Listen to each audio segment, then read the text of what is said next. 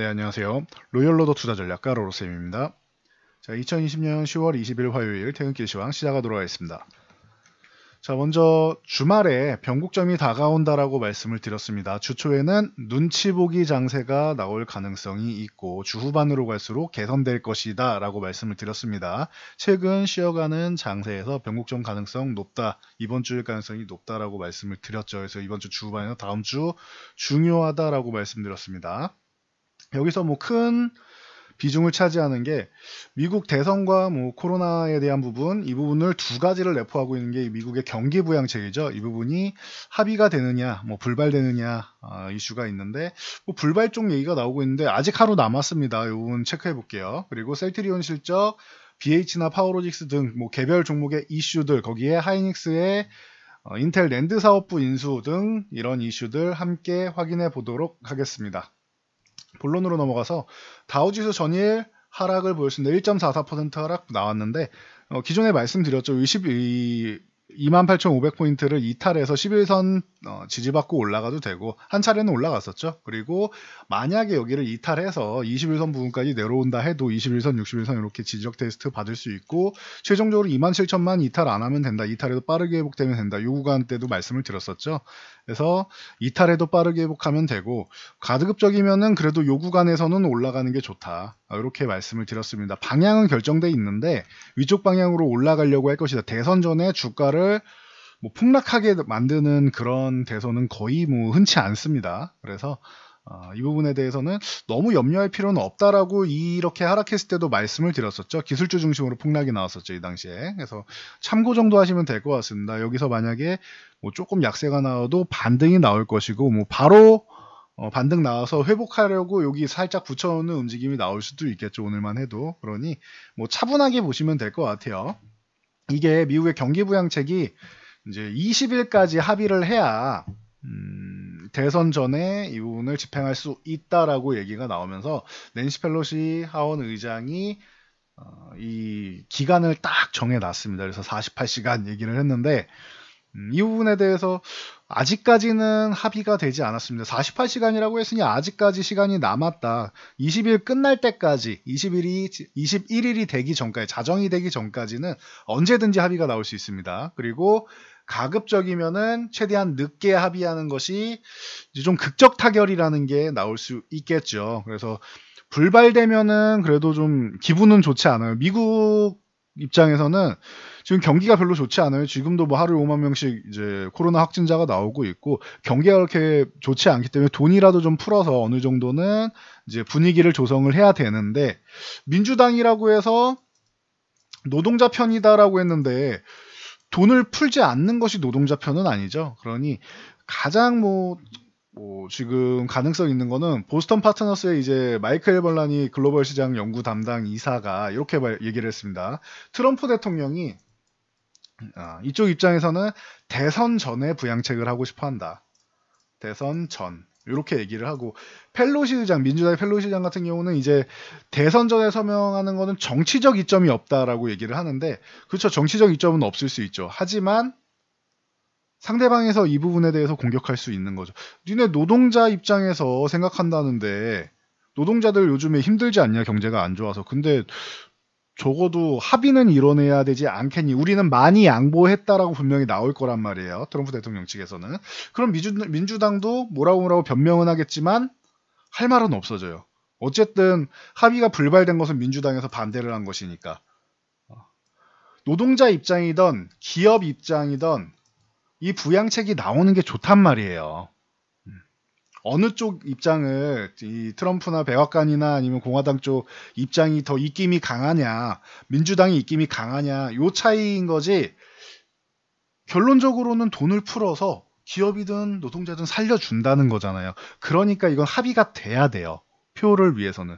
그러니까 이렇게 얘기가 나왔다고 해서 민주당이 합의를 무조건 안 한다라고 생각할 필요는 없을 것 같아요. 이거는 왜냐하면은 지금은 이 트럼프 측에서 많이 양보를 해서 이제 금액 차이도 심했는데 지금 벌써 1조랑 이제 1조에서 지금 1조 8,800억 달러 뭐 해서 그 이상도 뭐 이제 뭐 집행할 수 있다라고 얘기를 하고 있는데 엄청 많이 양보했어요, 이쪽에서.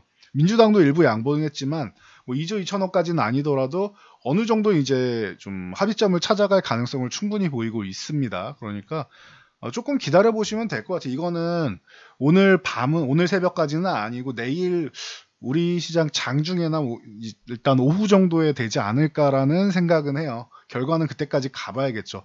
뭐 마지막에 가서 뭐 극적 타결 나올 수 있다라고도 보고 있습니다. 일단은 미국에서는 민주당이건 이제 공화당이건 대선 전에 나오는 게 미국 경제적인 측면에서도 아무리 당파 싸움을 하더라도 일단 국가가 살아야 될 거 아니에요. 그래서 국가를 위해서 경제를 살린다라는 개념에서는 부양책 쪽을 이제 선택할 가능성이 있지 않겠느냐라고 전체적으로는 보고 있습니다. 그래서 이거는 일단 결과가 나올 때까지는 조금 기다려 보자고요. 만약에 불발되면은 잠깐 좀 쉬었다가 다시 가겠죠. 그러니까 어찌됐건 방향 자체는 위로 바로 가느냐 아니면 쉬었다 가느냐 이렇게 방향이 나올 가능성이 높습니다. 그렇다고 해서 무조건 날아가는 건 아니고 상단 쪽에 한번 붙어준다라는 뜻입니다. 그래서 이 정도까지는 여러분들이 이해를 하고 가셔야 된다. 지금 정치적 입장이 달려있다 보시면 되고, 나스닥 같은 경우도 사상체육과 분처까지 다 올라온 다음에 잠깐 쉬는 모양이죠. 그래서 뭐 크게 양대 지수가 뭐 비슷하다라고 보시면 될 것 같아요. 12,000포인트 앞두고 지금 숨고르기 한번 하고 있다라고 보시면 됩니다. 자, 그에 비해 우리나라 지수, 특히 뭐 코스닥 쪽이 최근에 좀 약했는데 수급적으로 기관에서 악성 매물이 쏟아져 나온다라고 말씀드렸습니다. 여러분이 생각하는 이 정도면 지지를 받아야 되지 않나, 지지 받아야 되지 않나라는 부분을 좀 고의적으로 좀 밀어내리는 느낌이 있지요. 처음 있는 상황이 아닙니다. 과거부터 유동성 장세도 그랬고, 유동성 장세가 아닐 때도 주가가 상승하면은 시장이 조정을 줄 때, 지금 같은 경우에는 가격 조정보다는 기간 조정이다라고 말씀드려요. 이렇게 박스권을 형성해서 기간 조정을 형성하고 있다라고 말씀을 드렸죠. 그래서 쉬어가는 타이밍에 종목별로 일부러 지지선을 살짝 이탈시켜요. 기관들이. 외국인이 이탈시키는 경우도 있습니다. 그거는 자연스러운 현상인 것 같아요. 누구나 지금 이 차트를 다 볼 수 있죠. 과거에 인터넷이 발달하기 전에는 이거 아무도 못 봤어요. 직접 모는 종이에다 이렇게 그려서 직접 만들어야 했단 말이에요. 몇 명이나 하겠어요, 이 귀찮은 작업을. 그리고 정교하지 못하고 조금만 잘못하게 되면은 이 부분이 안 맞아 버리겠죠. 그러니까 잘 안 했단 말이에요. 하는 사람이 별로 없었어요, 이거를. 얼마나 귀찮은 작업입니까? 수작업을 해야 되는데. 그래서 그 당시에는 차트 분석이 따박따박 잘 맞아 떨어졌는데, 인터넷이 발달하면서 여러분도 지금 HTS나 MTS 오픈하면 바로 볼 수 있잖아요. 몇 초 안 걸린단 말이에요. 누구나 확인할 수 있어요. 그러니까 이거를 지지선이 일부러 이탈시켜서 추가 하락이 나온 것처럼 손절을 하게끔 개인 매물을 쏟아내게끔 이렇게 유도를 하고 있는 겁니다. 그래서 지금 쉬어가는 구간이고, 내 종목이 좋은 종목이면 전혀 문제 없다. 하지만 내 종목이 시장의 중심이 되는 종목이 아니라고 생각하면은 교체하는 게 맞다라고 제가 말씀을 드리고 있죠. 올해 실적 그리고 내년도 실적이랑 잘 생각을 해보세요. 지금 내가 보유하고 있는 종목의 산업 동향이 어떻게 진행되고 있는가. 이게 성장을 할 수 있고 실적이 좋아질 수 있는 종목인가, 아니면 여기서 그렇게 발전 가능성이 크지 않은가, 아는 그런 종목인가, 아니면 테마성으로 이슈성으로 올라온 종목인가. 잘 구분하세요. 산업 동향이 발전을 하고 성장을 하고 기업의 실적이 올라가는 종목들 중심으로 들고 계시면 조금 밀려 내려와서 수익이 좀 깎였다, 괜찮아요. 조금 깎아먹은 수익률, 이거는 연말연초 되면 여러분들 다시 다 플러스 알파로 다시 돌려줄 겁니다, 여러분에게. 근데 그렇지 않은 종목을 보유하신 분들은 한 차례는 좀 정리하는 구간으로, 그리고 교체하는 구간으로 활용하는 것도 방법이 될 수 있습니다. 지금 시장에 좋은 종목이 뭐 다이아몬드 같은 종목들이 지금 바닥에서 이렇게 싸게 굴러다니는 종목들이 굉장히 많습니다. 그냥 주워 담기만 하면 되는 구간이에요, 지금은. 그래서 참고하시고, 나는 다이아몬드를 들고 있었는데 조금 밑에 내려왔다. 그래서 어느 정도 내려와가지고, 아니면은 내 생각보다 더 많이 내려왔다. 괜찮아요. 그 다이아몬드들은 다시 한번 갈고 닦아서 위쪽으로 올라갈 것이고, 전고점 기본이고, 정말로 성장성이 좋고 실적이 뒷받침된다. 전고점 돌파해서 다시 한번 포지션을 상승 쪽으로 만들 겁니다. 그러니 걱정 안 하셔도 된다. 그런 종목을 들고 계시는 분들은 성장성 있는 산업이 발전하는 쪽으로 투자를 하시면 됩니다. 지금은. 그래서 이렇게 정리해드리고 수급 동향 간단히 읽어드리면 최근에 외국인 수급이 개선된다라고 말씀드렸죠. 선물을 매도 물량을 많지는 않아도 일부는 조금 가져가 볼까, 리스크 관리를 해볼까라는 움직임이 있었는데 지금 다 청산하고 이제 매수 물량을 뭐 늘려가고 있는데 아직까지 물량이 크지는 않아요. 그리고 기존의 롤오버된 물량은 당연히 매수 물량이 구축되어 있다. 즉 상승 포지션이 기존에 구축되어 있었는데 이 부분에 대해서 박스권 구간을 만들면서 좀 쉬어가는 구간을 만들었는데 이거에 다 해소되고 있다라고 말씀드렸어요. 일단 선물이 개선됐고 옵션 포지션이 아직 개선이 안 됐습니다. 이 부분에 대해서는 조금 더 개선이 필요하다. 지금은 위쪽으로 하단도 그 2300 아래쪽은 막혀 있다라고 말씀드렸죠. 내려갈 구간도 얼마 없어요. 그리고 올라가더라도 2400 한 20 전후 되는 구간에서 막혀 있단 말이에요. 굉장히 크게 막혀 있기 때문에 이 구간을 열어줘야지만 추가적으로 갈 수 있다. 열어주면은 이제 2400 한 80 전후에서 또 걸립니다. 거기까지 열어줘야 2500대를 가는데 우선은 2420만 열어줘도 기존에 2400 중반 정도였었는데 이 구간보다는 한 차례 넘어갈 수 있어요. 그러면은 고점을 높이는 결과가 나올 수 있겠죠. 우선적으로 2500 바라지도 말고 지금은 2420 구간에 있는 이 구간만 열어주는 것만 생각하세요. 여기만 열려도 전고점을 한 차례 돌파했다라는 것만 해도 충분히 의미가 있고 변곡점에서 돌렸구나. 지금 시장이 돌려세웠구나라는 것을 느낄 수 있을 겁니다. 그래서 이 부분만 지금 관전 포인트로 잘 보시면 될 것 같습니다. 이번에 만기일 아직 많이 남았습니다. 그래서 한 20일 정도 남았으니까 충분히 보면서 기다리시면 됩니다. 그리고 외국인이 최근에 주식을 매도 안 한다라고 말씀드렸죠. 외국인들은 뭐 굳이 주식을 매도할 필요가 없다라고 보고 있어요. 기관 매도세가 문제가 됐었는데 연기금이 좀 투신 사모펀드 연기금 이쪽에서 매물이 좀 많이 나옵니다라고 말씀드렸는데 연기금이 이제 매도를 좀 덜 하기 시작했습니다. 그리고 매수를 일부 하기 시작했는데 이건 연속적인 흐름이 좀 나와야겠죠. 적어도 매도 안 한다라는 흐름이 연속적으로 나와야겠죠. 연기금이 이렇게까지 시장을 좀 부담을 줄 필요는 없는데 이거는 뭐 제 개인적인 생각으로는 그렇습니다. 그래서 좀 생각보다 좀 부담을 좀 많이 주긴 했었다. 하지만 지금은 수급이 개선되고 있고 변곡점이 다가왔고 결과를 보면 되겠죠. 만약에 한 차례 흔들림이 나온다 하더라도 아래로 내려갈 구간이 크지 않다. 그리고 다시 한번 반등나면 2400 초반까지는 간다. 위쪽으로 먼저 올라가서 뭐 호재가 돼서 경기부양책이든 뭔가 뭐 백신이든 호재가 돼서 올라온다라고 해서 위쪽을 돌파하게 되면 2500 구간 정도까지는 도전 정도는 해볼 수 있다. 2500 안착하는 건 모르겠어요. 그래서 일단은 2420포인트를 넘어가느냐 못 넘어가느냐 싸움이 될 것 같습니다. 그래서 바로 위쪽으로 바로 돌리느냐 내려갔다 돌리느냐 차이고 2420 정도 이렇게 생각하시면은 됩니다.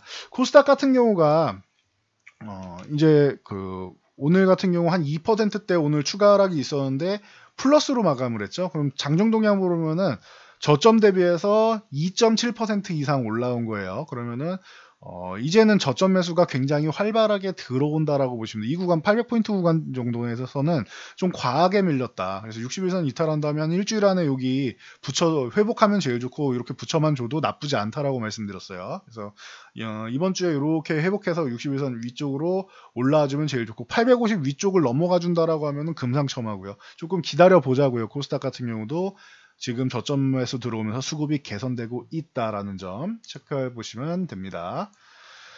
자, 종목별로 들어가서 삼성전자 같은 경우는 6만원을 넘어서 지금 다시 한번 위쪽 방향으로 돌리고 있습니다. 계속 말씀드렸지만 6만원에서 62,000원 이 구간에서는 계속 저항 구간이다라고 말씀드렸고 최종적으로는 돌파할 가능성이 높다라고 말씀드렸어요. 삼성전자 실적 잘 나왔고 그 부분에 대해서 이제 주가는 기업 가치에 수렴한다라고 꾸준히 말씀드렸습니다. 진통은 있어요. 사상 최고가란 말이에요, 이거. 그냥 정고점이 아니라 삼성전자 역사상 최고가를 돌파해 나가는 것이기 때문에 의미는 있습니다. 거기다 삼성전자 브랜드 가치가 코카콜라를 치고 이제 5위까지 올라갔죠. 글로벌 브랜드에서. 그래서 뭐 충분히 이런 부분에 대해서는 여러분들이 이제 생각해 볼 수 있지 않나라고 생각합니다. 그러면은 전 세계 브랜드 가치 1위는 애플이고 2위가 아마존, 3위가 마이크로소프트, 4위가 구글인데 5위가 이제 삼성이 된 겁니다. 참고하시면 될 것 같아요. 현대차 같은 경우도 글로벌 뭐 브랜드 가치에서 자동차 부분에서는 5위까지 올라왔는데 뭐 꽤나 좋은 성과를 보이고 있습니다. 그동안 5위는 처음이죠. 판매량 5위는 됐어도 브랜드 가치 5위는 또 처음이니까 우리나라 기업들이 이제 다시 한번 이제 도약하는 계기가 되고 있다라고 보시면 될 것 같아요. 현대차는 아무래도 이 내연기관 차 쪽으로 해서는 5위까지 못 올라왔었는데 이제 전기차 쪽 분야에서는 당연히 뭐 우리나라 배터리 3사도 있고 기술력 자체도 있고 거기에 수소를 부가적인 옵션으로 하면은 친환경차 쪽으로 해서 브랜드 가치가 올라갈 수 있다고 작년부터 누누이 말씀드렸었는데 올해 전기차가 메인으로 올라오면서 이렇게 브랜드 가치가 올라가지 않았나라고 뭐 생각이 됩니다. 뭐 참고 정도 하시면 될 것 같아요. 자, 그리고 자, 하이닉스를 오늘 봐야겠죠. SK 하이닉스가 뭐 빅딜이라고 해야 될까요? 인텔의 낸드 사업부를 뭐 10조 3,100억에 인수를 했습니다. 그러면서 오늘 뭐 위아래로 엄청난 파동이 나왔는데 낸드 사업부 같은 경우는 SK 하이닉스의 약점이라고 할 수 있어요. D램 쪽은 강력한데 낸드 사업 부분에서는 이 하이닉스가 5위밖에 안 됩니다. 1위가 삼성전자로 해서 35.9%, 뭐 압도적이죠, 삼성전자가. 3분의 1 이상을 삼성전자 차지하고 있고 2위가 키옥시아가 19%, 웨스턴 디지털이 13.8, 마이크론이 11.1%로 앞서 있는데 삼성전자가 이제 35.9라고 말씀드렸죠.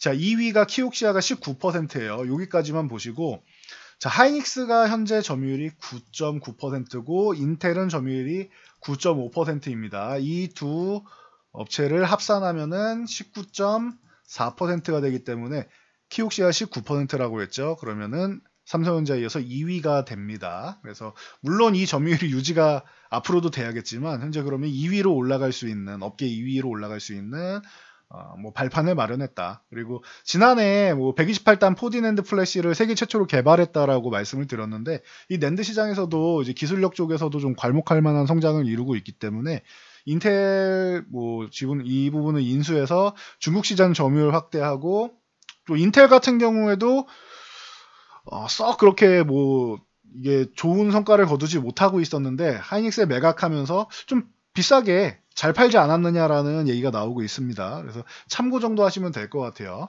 우리나라는 이렇게 M&A만 하면은 뭔가 자꾸 이렇게 불안한 시선을 던지는데 여러분 M&A가 나쁜 게 아닙니다. 기업에 전혀 다른 방향 쪽에 기업을 인수해서 뭐 이 하이닉스가 갑자기 의류업을 한다 이러면 문제가 되겠죠. 그런데 하이닉스의 기존에 있던 D램 부분이 D램과 낸드 이쪽 반도체 부분에서 약했던 낸드 부분을 강화하는 것이기 때문에 크게 문제가 될 거라고 생각하지는 않습니다. 오히려 이 부분이 하이닉스에 이제 한 단계 도약할 수 있는 계기가 될 수 있지 않을까라고 볼 수 있습니다. 그러니까 여러분 굳이 이거를 나쁘게 보실 필요는 없는 것 같아요. 그래서 참고하시고 중장기적으로는 괜찮을 것 같습니다. 그래서 내년부터는 또 반도체 업황도 개선이 되고 하니까 뭐 서로 윈윈하지 않았나라고 저는 생각을 합니다. 그래서 참고하시고요. 자, 셀트리온 그룹주가 오늘 키움증권에서 이제 실적이 안 좋을 거다라는 리포트가 나왔습니다. 그래서 뭐 코로나 치료제 개발하면서 이제 R&D 비용이 증가했다. 이건 뭐 당연한 거죠. 제약바이오 기업은 R&D 비용 때문에 다들 뭐 어렵다라고 계속 말씀드렸죠. 유한양행이나 녹십자 같은 경우도 매출이 2016년에 1조 원 넘은 업체가 우리나라에 그 두 개 회사밖에 없는데 영업이익 같은 경우는 1,000억이 안 된다라고 누누이 말씀드렸습니다. 제약바이오 회사 중에 영업이익 1,000억 넘는 회사 찾는 게 거의 없습니다. 그래서 셀트리온이 대단하다라고 했는데 그러다 보니 뭐 이 부분에 대해서 셀트리온이 이제 실적이 3분기 실적은 좀 기대감이 없다. 매출은 예상치 달성을 해도 영업이익은 예상치 못 미치지 않겠느냐라고 리포트를 냈습니다.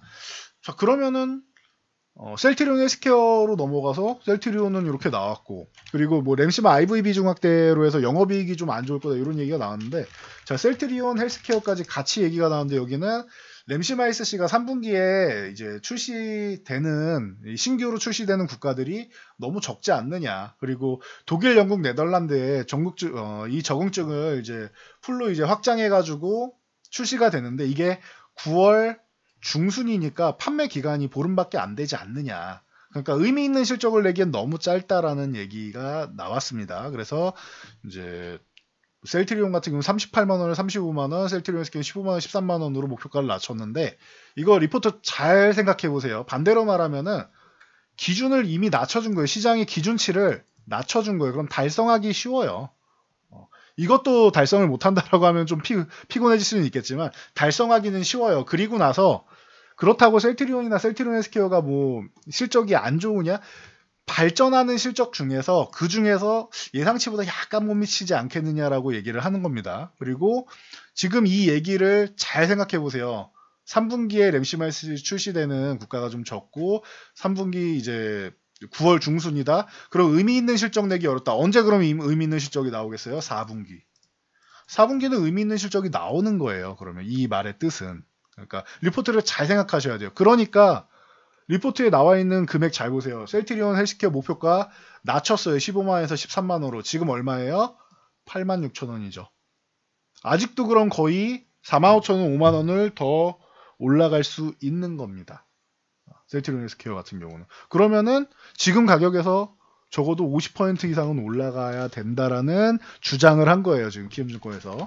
셀트리온 같은 경우도 보시면은 자, 38만원이었는데 35만원으로 낮췄대요. 자, 지금 가격 얼마예요? 24만 5,500원으로 낮아져 있죠. 그러면은 이쪽도 50%는 안 되겠죠. 그래서 40% 이상 상승 여력이 있다라고 얘기를 하는 거예요. 그러면은 이게 굳이 그렇게 악성 리포트라고 생각하기에는 좀 약한 것 같아요. 그래서 그냥 제 기준에선 그렇습니다. 이번 실적 시즌에 대해서 기준을 낮춰놓고 기대감을 낮춰놓는 결과가 되지 않겠느냐라고 저는 보고 있습니다. 그래서 참고하시면 될 것 같아요. 결과는 나와보면 알겠죠. 셀트리온이 실적이 좋은지 안 좋은지는. 적어도 전분기 대비보다는 좋아지는 건 맞아요. 근데 예상치를 높게 잡아놨는데 이거를 미리 기준치를 좀 낮춰놓는 효과를 만들지 않겠느냐라는 것이죠. 그래서 참고하시면 될 것 같습니다. 그리고 전일 건설주 순환매 나온다라고 말씀드렸는데 뭐 GS건설 같은 경우 이제 이평선들 다 돌파해서 주요 이제 저항 돌파해 놓으니까 이제 상단으로 붙어가고 있죠.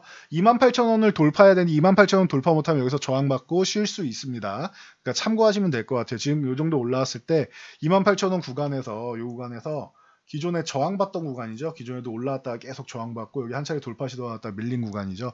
그러니까 28,000원을 돌파해서 안착하면은 좀 더 보유하겠지만 여기서 좀 지지부진하다 싶으면은 일부 이제 뭐 분할 매도를 하는 방법을 취할 수 있겠죠.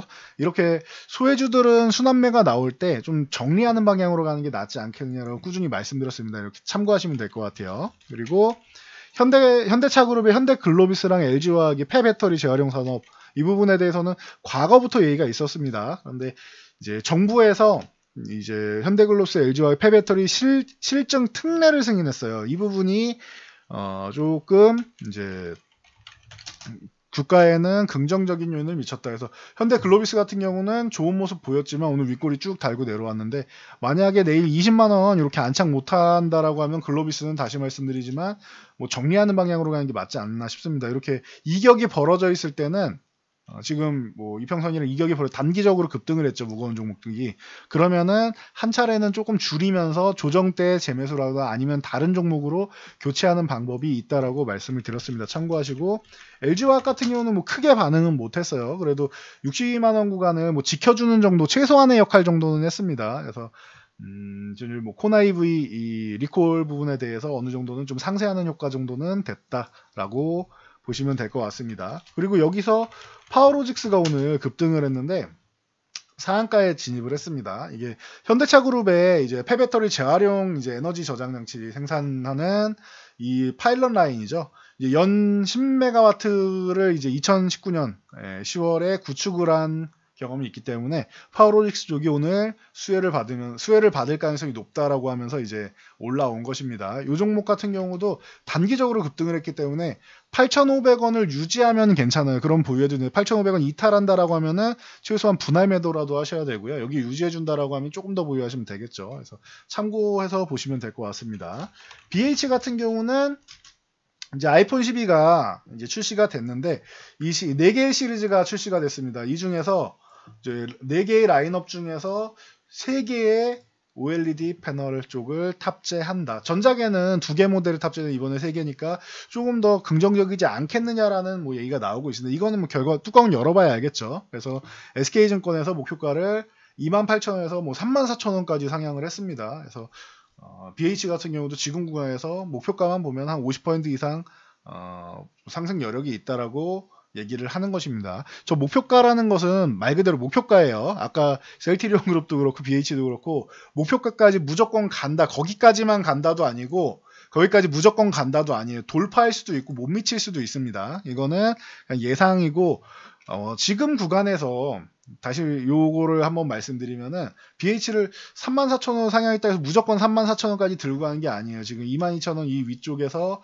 뭐 2,000원 단위로 보통은 이렇게 저항을 받는데 22,000원 돌파하고 24,000원 돌파하고 해가지고 이 구간 돌파해서 여러분들이 잘 보시면은 그 다음에 뭐 26,000원 구간까지 넘어간다라고 하면 그때 뭐 3만원 구간을 보던지 하시는 거지 지금 바로 위에 있는 전고점 부근부터 좀 돌파하는 게 우선이 아닌가 싶어요. 그래서 뭐 24,000원에서 25,000원 사이 요 구간이라도 좀 넘어가고 나서 그 다음에 34,000원에 대해서 논하는 게 맞지 않느냐라고 생각합니다. 그러니까 여러분들도 너무 먼 목표가를 설정은 해놓을 수 있겠죠. 근데 위에 단계별로 하나 달성해야지 그 다음 단계를 간다. 레벨 1이 들어가야 레벨 2단계를 가고 그 다음 3단계를 갈 거 아니에요. 그런 개념으로 보시면 될 것 같아요. 최종 단계만 보고 무조건 저기까지 갈 거야 라고 생각하시면은 중간에 2, 3단계까지 올라가고 미끄러질 경우에는 여러분들 수익 실현 하나도 못할 수 있습니다. 그러니 참고하시면 될 것 같아요. 목표는 목표일 뿐 중간에 저항받는 구간 잘 체크해가지고 해당 구간에서 조금 분할로 정리하는 것도 방법이 될 수 있다. 이렇게 말씀드리겠습니다. 자, 오늘도 뭐 각종 이슈와 함께 알아봤는데 변곡점 다가오고 있다라고 말씀을 드렸는데 주초에는 좀 쉬었는데 어제 좀 약세를 보이는 것 같더니 오늘 같은 경우에는 마감에 오후장에 긍정적인 모습으로 마감을 해줬어요. 그러면은 뭐 내일이나 내일 이후부터는 조금은 기대를 해볼 수 있지 않겠느냐 해서 작은 기대는 해보는데 일단은 저 미국의 경기 부양책 좀 기다려 보면서 변곡점이 어떻게 진행되는지 바로 위쪽인지 아니면은 한 차례 출렁거리고 위쪽으로 갈지 이 부분을 한번 지켜보면 될 것 같습니다. 너무 걱정하지 마시고 시장 개선되고 있는 거, 수급 개선되고 있는 거, 흐름이 개선되고 있는 거 확인하셨을 겁니다. 그러니까 조금 편안하게 시장 보시면 될 것 같아요. 그동안에 좀 기관의 이제 뭐 악성 매물 같은 경우가 나왔던 거 잘 처리됐다라고 생각하시면 될 것 같습니다. 저는 여기까지 말씀드리고 물러가겠습니다. 영상이 도움되셨다면 좋아요와 댓글 그리고 알람 설정해 주시고요. 영상 잘 참고해서 모두 안전 투자하시기 바랍니다.